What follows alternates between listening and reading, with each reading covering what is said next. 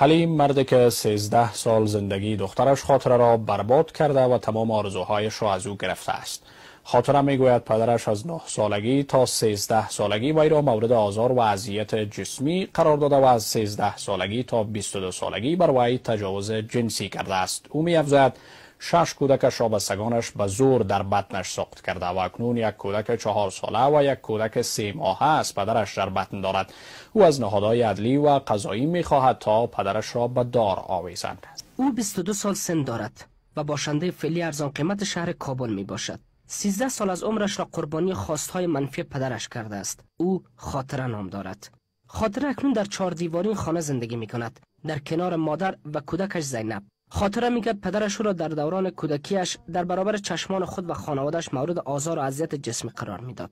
اینمی خطا و خطا می گناه را خیلی انجام نده، مگرم قبول نمیکرد. میگفت خداوند ترا برای ما آفریده. خاطره می‌افزاید 14 ساله بود که حامله شد و هر بار نزدیکانش او را به شفاخانه برده و طفلی را که در بدن داشت سقط می‌کردند. او میگوید اکنون یک دختر 4 ساله و یک کودک 3 ماهه در بطن دارد. ما خودم فعلا دیگه حمل دارم.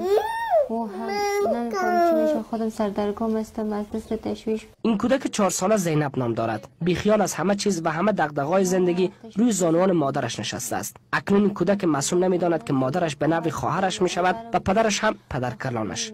خاطره با عقده تلخی که راه گلویش را بسته است میگوید حالا نمی‌داند که زینب را به چه نام صدا بزند، خواهر و یا دخترش. نه فامیل خواهر بگویم یا دخترم بگویم. ما خودم نصیب ازی بود که به دنیا آمد. خاطره مادر و 2 برادر دیگر نیز دارد. برادران خاطره از دست غم روزگار و این عمل فجیانه پدرشان از خانه فراری‌اند. خاطره می‌افزاید از پدرش باید پرسیده شود چرا این عمل زشت را با وی انجام داده است. کلمه خودم میشرمم که من قسم یک انسان پدر میگم و باید این ظلمش ازش پرسیده شود که چرا قسم یک ظلم کرده سر من. این بانو مادر خاطره است. او نیز از انجام عمل زشت شوهرش در برابر دخترش آگاه بود، اما او از اینکه جانش در خطر بود سکوت را ترجیح میداد. اما چه سکوت سنگین و مرگباری. به خدا 3 بجه شو در مسجد مرا رای کرده که برو بیار بانه مرا کشید که کتی دختر کار خراب میکرد. باشندگان این منطقه میگویند آنان از این حادثه با خبر بودند.